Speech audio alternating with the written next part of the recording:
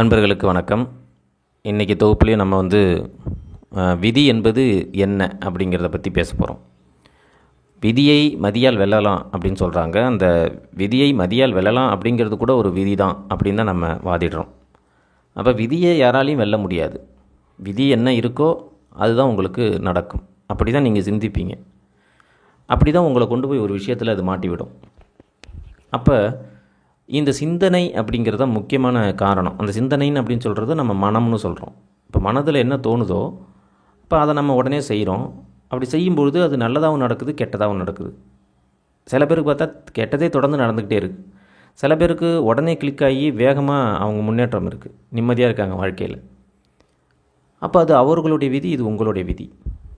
அப்போ மனதில் தோன்றுகிற சிந்தனையை நிர்ணயிப்பது அந்த விதி. அப்போ இந்த விதி என்பது ஏன் நமக்கு கெட்டதாக அமையுது அப்படின்னா, இது முற்பிறவியில் நீங்கள் செய்த கெட்ட காரியம், நல்ல காரியம் எல்லாம் உங்களுடைய மனதாக உறைந்து தான் அடுத்த பிறவிக்கு வருது. அப்போ நீங்கள் இந்த பிறவியில் பிறக்கும்பொழுது தூய மனத்தோடு, தூய சிந்தனையோடு, எந்த பழிபாவங்களும் செய்யாமல் பிறந்த பிறகு தான் நீங்கள் பழிபாவமே செய்ய போகிறோம் அப்படிங்கிற எண்ணத்தோடு வர முடியாது. ஏற்கனவே உங்களுடைய பேலன்ஸ் எல்லாம் நீங்கள் பிறக்கும்போதே உங்களோடு சேர்ந்து வரும். அது உங்களுடைய சிந்தனையில் இருக்கும், உங்களுடைய மனதில் இருக்கும். நீங்கள் நிறைய கெட்டது செஞ்சு அடுத்த பிறவி எடுத்தீங்க அப்படின்னா நீங்கள் சிந்திக்கிறது எல்லாமே கெட்டதாக தான் நடக்கும். நீங்கள் சிந்திக்கிறத நீங்கள் செஞ்சீங்கன்னா அது உங்களுக்கு கெட்டதாக தான் நடக்கும். நல்லது செஞ்சுட்டு போன பிறவியில் ஒருத்தவன் இந்த பிறவி எடுக்கிறான் அப்படின்னு சொன்னால் அவன் சிந்திக்கிறதெல்லாம் நல்லதாகவே இருக்கும். அப்போ இதில் சிந்தனை மாற்றம்தான். மாற்றி யோசி அப்படின்லாம் சொல்லுவோம். முன்னேறியவர்கள், வெற்றி பெற்றவர்கள், பெரிய செல்வந்தர்கள் இவங்க எல்லாமே மாற்றி யோசித்து தான் பெருசாக மாறியிருக்காங்க. ஒரே மாதிரி யோசித்தா அதில் வெற்றி அடைய முடியாது. மாற்றி யோசிக்கணும். அப்புறம் மாற்றி யோசிக்கணுங்கிற அந்த சிந்தனை எப்படி வருது? விதியின் பலன்படி வருது. விதியினுடைய பலன்தான். அப்போ உங்கள் மனது என்ன சிந்திக்கணும், சிந்திக்கக்கூடாது என்பதை நீங்கள் முடிவு செய்ய முடியாது. நீங்கள் ஒரு முடிவை எடுக்கணும்னு எடுக்கவே முடியாது. முடிவு தானாக எடுக்கப்படும். இப்போ நைட்டு ஒரு முடிவை எடுத்தே ஆகணும், ஏதோ ஒரு பெரிய சிக்கலான பிரச்சனை, அந்த பிரச்சனைக்கு நைட்டு ஒரு முடிவு எடுத்தே ஆகணும், அதுவும் நல்ல முடிவாக இருக்கணும் அப்படின்னு சொல்லிவிட்டு நீங்கள் எடுத்தீங்கன்னா அது நாளைக்கு கெட்ட முடிவாக கூட இருக்கலாம். ஏன்னா முடிவை நீங்கள் எடுக்க முடியாது அப்படிங்கிறத நம்ம புரிஞ்சுக்கணும். நல்ல முடிவாக தான் எடுப்பேன் அப்படின்னு யாராலையும் உறுதியாக சொல்ல முடியாது. அப்போ அந்த முடிவு மாறலாம். அப்போ முடிவு மாறலாம் அப்படிங்கிறப்ப ஊர்ஜிதமான ஒரு முடிவு உங்களால் எடுக்க முடியாதுங்கிறப்ப அந்த முடிவு உங்களால் எடுக்கப்படவில்லைங்கிறதையும் ஒத்துக்கணும்.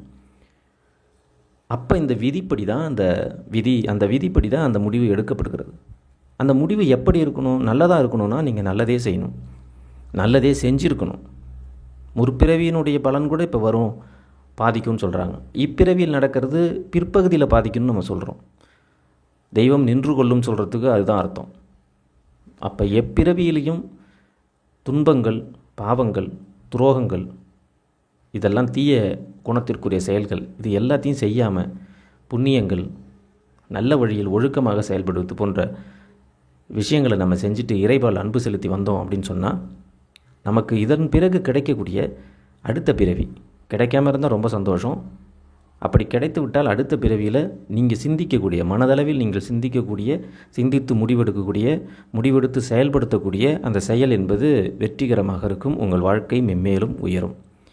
போன பிறவியில் நீங்கள் எப்படி இருந்தீர்கள் என்பது உங்களுக்கு தெரியாது. இந்த பிறவியில் உங்களால் பலவற்றை மாற்ற முடியும். அப்படி மாற்றி செயல்படுங்கள் என்றுதான் நம்முடைய காணொளியில் தொடர்ந்து கூறிக்கொண்டிருக்கிறோம். இறைபால் அன்பு செலுத்துங்கள், நல்லதையே செய்யுங்கள், புண்ணியங்களை செய்யுங்கள், பாவங்களை செய்யாதீர்கள் அப்படின்னு சொல்லிட்டு வரதுடைய காரணம், இப்பிறவியில் அதிகமான நல்லவைகளை செய்து கொண்டு அடுத்த பிறவிக்கு நீங்கள் செல்லும்பொழுது உங்களுக்கு இப்பிறவியிலே முக்தி கிடைத்தால் மிக்க மகிழ்ச்சி, அடுத்த பிறவிக்கு சொல்லும்பொழுதும் நீங்கள் நிம்மதியாக இருக்க வேண்டும் என்பதற்காகவே. எனவே உங்கள் மனதை நல்ல வழியில் கொண்டு செல்லுங்கள், இறைவால் அன்பு செலுத்துங்கள். ஓம் நம சிவாய. நன்றி.